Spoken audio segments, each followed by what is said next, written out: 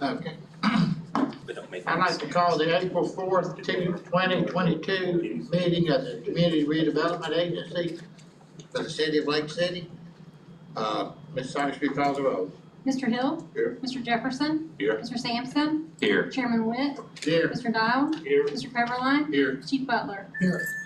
Okay, we have minutes from March 21, 2022.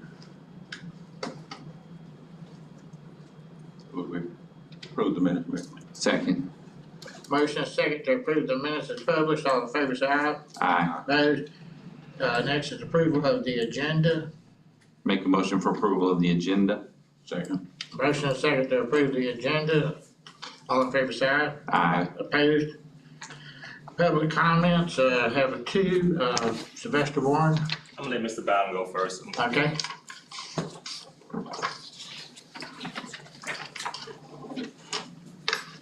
Well, I really thought I put down to the item on the agenda, so that's what I'm talking about. Do I now? I want to speak to the item that's on the agenda, not necessarily public comments. Well, that is the next thing, so, Okay, as long as you know that, that's what I wanted to do. Okay. Agenda item 1156 Northeast Baskin Drive. Mr. Mayor, let me begin by saying that I am absolutely not opposed to affordable housing. But I am concerned about the guarantees in terms of this tax deferment for 15 years. The city clearly is in need of tax dollars. You know, I mean, we need as many tax dollars we can get. We're trying to get businesses coming in. And my understanding of the deferments that's been given in the past by the city has been to job generators that Targets, Warner's Trucking, to name just a few, that they got a tax deferment over a period of time because they were guaranteed a certain amount of jobs. And so I don't know if we've ever did this for housing before, so I would need an explanation on why that would be a justification. And then what is the cutoff, whether you do it for 50 units or 100 units or 25 units, what's gonna be your criteria going forward from this in terms of offering it, in case somebody else comes and says, I wanna do a tax deferment of 50% for 15 years, 10 years, 20 years, whatever the case may be. The other thing I hope the presenter would, or either the city attorney can explain, is if after 15 years, and the period is up, and the business, whoever signed the bottom line, is incapable or unable to meet that obligation, then who's going to be on the responsible for paying it? Would it be the local nonprofit, or would it be the company out of Miami? Because I can envision, God forbid it, that if it happened, and if there's occupancy in the units, then the city of Lake City would be hard pressed to do anything that would cause those people to be relocated. So I think that there need to be some guarantees put in place that if in fact, after 15 years, things not going as if anticipated, then who's gonna be on the hook for paying those back taxes? Because we do need the money, you know, and doing the deferment is fine, and I'll be all in favor of 100% if we're talking about some jobs, but I'm not sure that doing a tax deferment for affordable housing is the way to go unless you plan on doing it for any other housing development that comes along. And if so, you need to set some criteria, gotta be a minimum of 50 units or 100 units or whatever. So I just need some answers when they present it in terms of, at the end of the day, who's gonna be responsible for paying the city those back taxes for 15 years? I think it comes to over $250,000, so that's quite a bit of money over a period of time. And so that's my comments, man. Okay, thank you. Here, Mr. Warren. Sylvester Warren, Mayor and Council. I share similar concerns as Mr. Bowden do for several reasons. I think that there are people that I can think of. Councilman Sampson, you're in the real estate. I'm in the real estate. I think that in my research, and you look at a project, right, it's $18 million.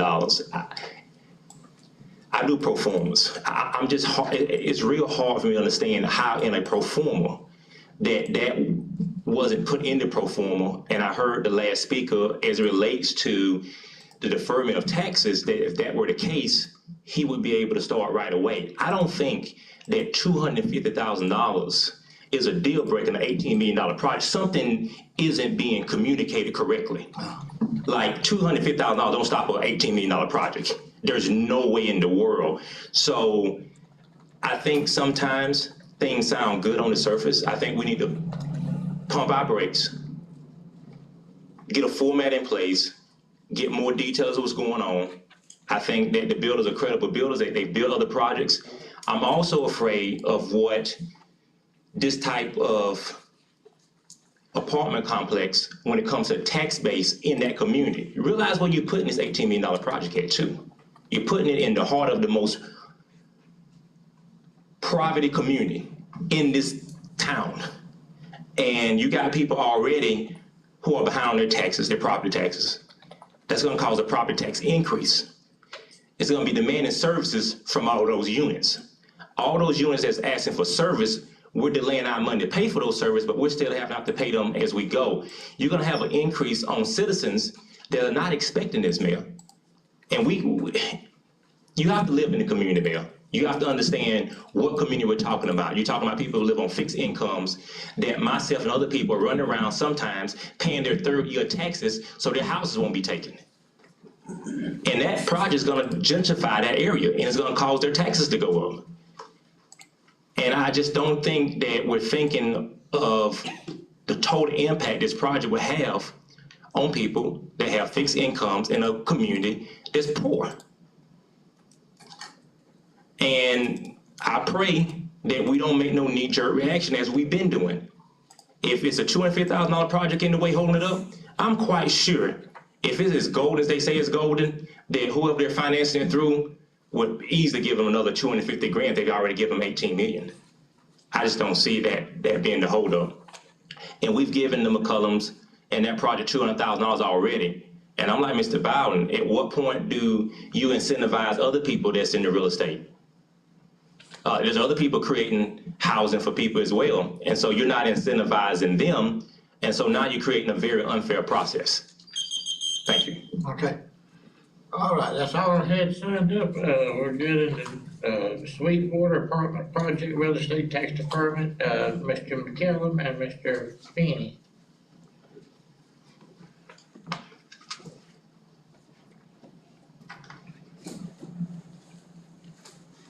Good evening. Brian Finney with the Housing Trust Group, 9025 Northeast 4th Avenue, Miami Shores, Florida.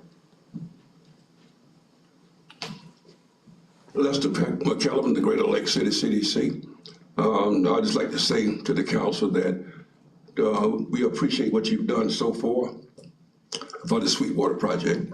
We came to the city back in 2017 requesting assistance to develop an 84-unit affordable housing complex, which is badly needed in the city of Lake City. As a matter of fact, it's located in the CRA, which the CRA is dedicated to producing new revenue in the CRA in order to have revenue to do affordable housing on into the future.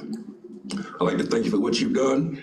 You were the very first to approve this project for its funding is concerned, and tonight, God willing, you'll be the last one to make the approval for what we're doing. Go ahead, Brian. Thank you, sir. Let me just start to reiterate what the request is. We're requesting a tax deferment for 15 years, and at the end of a 15-year period, we are responsible for paying that money back to the city. We estimate that those dollars will equate to $345,000. Let me talk, and someone to raise the issue of a guarantee. This is a financial obligation to the project. There will be a lien placed on the project for this $345,000. And so let me dig a little bit deeper into how you finance tax credit deals. Because the majority of the funding of this project comes from the state of Florida in tax credits. Basically, what we are allowed to do is seek investment dollars that will not have to be paid back if we perform. Why I'm saying all that is because at the end of 15 years, you essentially will have a second lien position on an $18 million project. If we don't pay you back, in fact, you should hope that we don't pay you back because you can default us and therefore you can own an $18 billion project now, which will probably be worth a lot more in the next 15 years. So from a risk standpoint, long-term, if we default, and we will not, you're in a good position to collect your assets plus more. And I want to talk about this default. An LLC is being developed, which will be owned by the Housing Trust Group and the CDC. The Housing Trust Group, we cannot afford to default on any project because, of course, if we default, that destroys our business. And we're in the business of being in business, but our business is affordable housing. We don't make as much money as market rate developers, but that's okay. But we do make a decent living in what we do, and we work real hard at it. In terms of funding the gap, I just want to state that the reason why we went to the tax deferment is because some institutions who said that they were going to fund us at the last second said, no, we're not going to fund you. So as developers, what we had to do is go back, look at our pro forma, and find ways to tighten the deal and leverage additional dollars so we could fill the financing gap. Now, what your deferment will allow us to do is we can now increase our bank loan. I think our bank loan on this deal was $1.3 million. We may have to increase that bank loan, and we'll use that extra $25,000 that we save a year to leverage more debt on a long-term basis, which will help us get the project done. So we didn't sit there and say, oh, let's just take money from the city. No, we backed into it because we had to, we were forced to. But that's what we do as affordable housing developers. Now, and I say this with respect, and I normally don't say this publicly, but I will say this. I've been in the development business for over 25 years. I started out selling brownstones on behalf of the city of New York in Harlem. I did commercial economic development, the South Street Seaport in the city of New York. And I'm the only person in America who has run 2 federal empowerment zones. I ran the Camden Federal Empowerment Zone, and I ran the Miami-Dade Federal Empowerment Zone. My whole life, since college, has been involved in how do we get investments in the low-income communities so we can improve those communities for the people that live there, because I came from those communities, so I understand that. In terms of tax abatements, for the record, the tax abatement program, the tax deferral program began with housing. It migrated over the years into economic development, but the tax deferral and abatement has always been a staple product of housing throughout the country for the last 100 years. We are proud of where we are right now because we've had to work hard. Getting these deals, in Miami-Dade County, I'm doing a deal in Fort Lauderdale, which is another $25–30 million deal, and I'm getting $4 or $5 million from the city of Miami. I'm sorry, from the city of Fort Lauderdale, and I've got 9% tax credits. When you leave the major cities, those dollars are not available. And one of the reasons why small cities and small counties can't get affordable housing dollars, which are millions coming from the state of Florida, is because they don't have the resources to leverage it. What you're doing tonight is taking a resource that we created, splitting it in half, and leveraging those additional dollars invested in your community to fund this housing project at no long-term loss to the city. So without that, before I get myself in any more trouble, any questions? Have y'all asked the county to defer their taxes? We are still negotiating with it. From what I understand, I think the county is going to make an investment based on my last call. Not quite where we thought they would be. We expected $1.5 million. My sense is that the county will make a $500,000 investment in the project. The county, one of the reasons the county is slow to provide money for this project is because the county, this project is located within the CRA's district.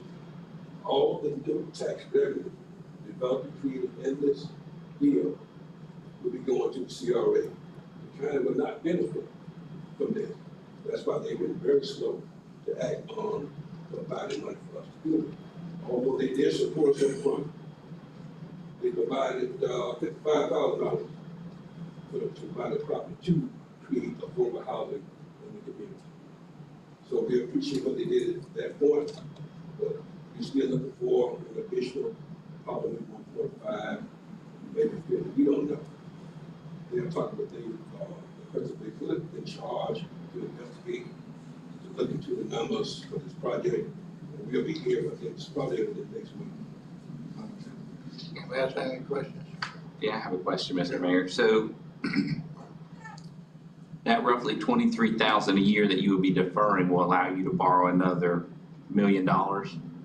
Pretty close. Well, it may be less now because of Rate the change. rates and what's going on. You know, we are being very, we just want to move now. I can't wait any longer because I predict that we will hit some rough waters in the economy for the next 4 or 5 months, but eventually we'll get out of it. But there's going to be some rough waters ahead of us, and we are prepared for that. And moving forward, so whether or not you get the $500,000 from the county or not, you would still be moving forward?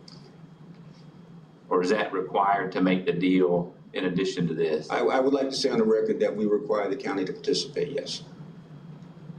And now again, we get, 4.9 mils of that, and then they get 8 mils, I believe. Yeah. So if they did a tax deferment, it would be a lot larger number than what we would do even. I'd still prefer them to put their capital in, because I think the banks have a threshold of how far they're willing to go.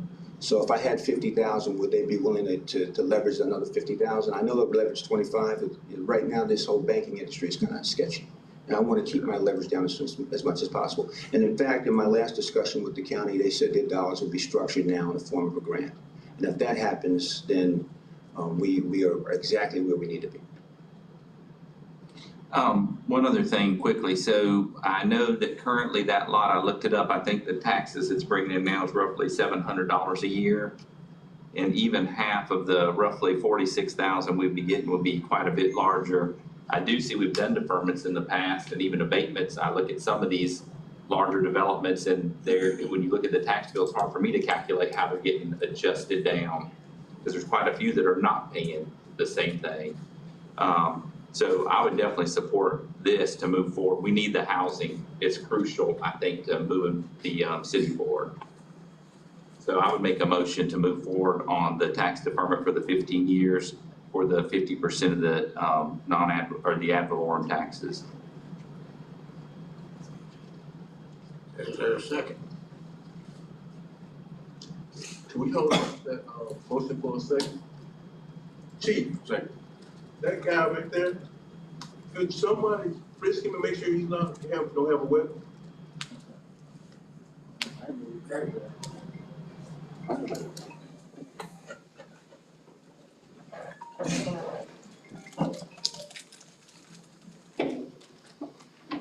Yeah, Kristen, sorry, that problem was caused by the last one.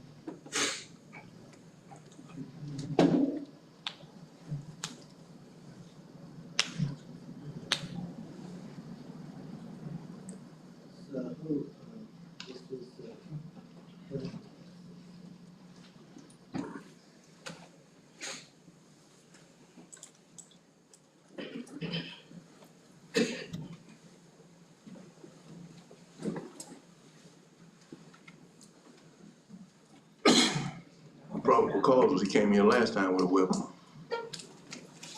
But anyway, carry on. So we have a motion, have we got a second? I second. You second, Mr. Jefferson? Yeah. Okay. Any discussion? My concern is, like I said, the city's on the hook already with a, again, it has nothing to do with you and your project. But the city's on the hook for something similar. And I have the concern about that funds at the end of the 15 years.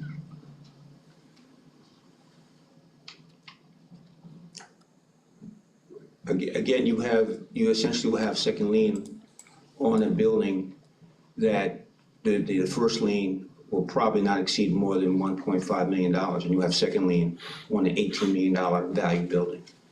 So from a default standpoint, you're in a great financial position. And as I said earlier, you would want us to default. I mean, if you were, an investment banker type, I'd want you to default because I'd want that asset at the $18 million number. I'd liquidate it for $7 million in a minute.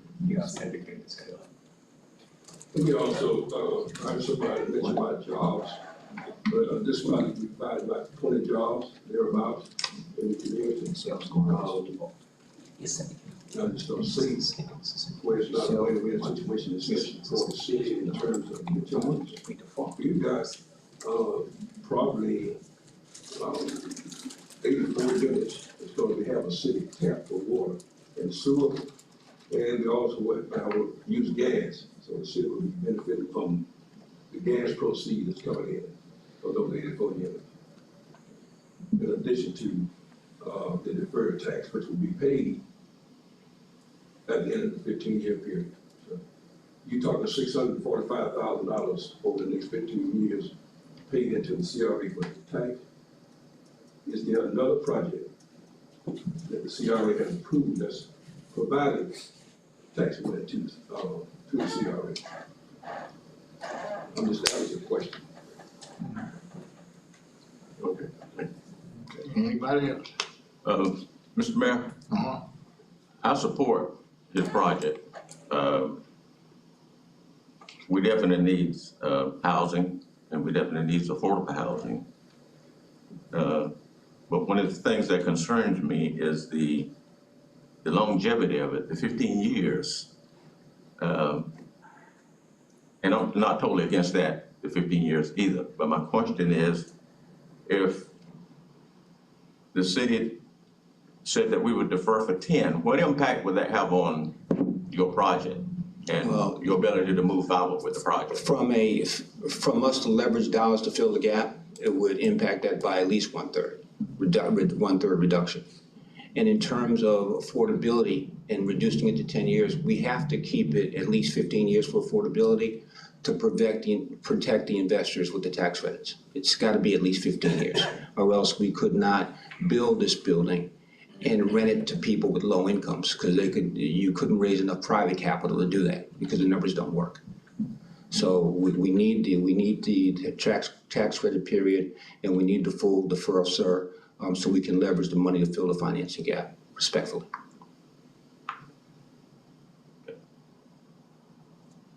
Okay, well, That's all I have, Mayor. okay. Ms. Ox, you call the roll. Mayor, may I repeat back the motion and ask Sure. a clarifying question? Motion to move forward with 50% deferment of its annual non-ad valorem taxes for a period of 15 years for the Sweetwater Apartments. Now, is the tax deferment for the Greater Lake City CDC, or is the tax deferment for? There's gonna be a new LLC to own it, so the entity's not, I would just stick to the name of the apartments. Sweetwater Apartments project. Correct, And thank when you. would this commence, starting in what year? To be determined, we still have to get our permits, but I figure we start construction in 2023. And The when? motion? So, 2023? well, yeah, so the deferment would start once the taxing starts. That's how I'd add that to the motion.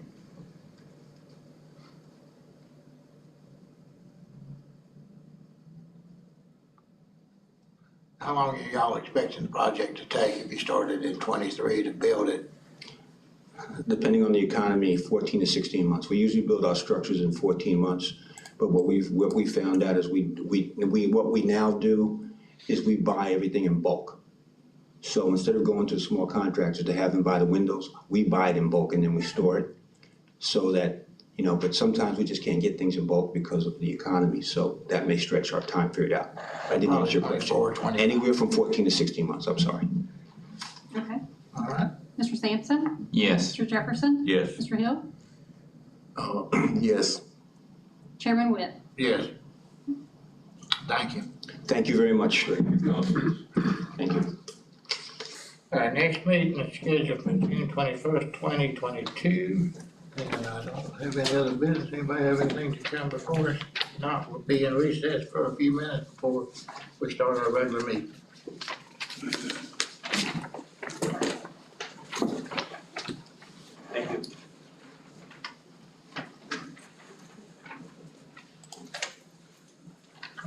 Okay. Okay.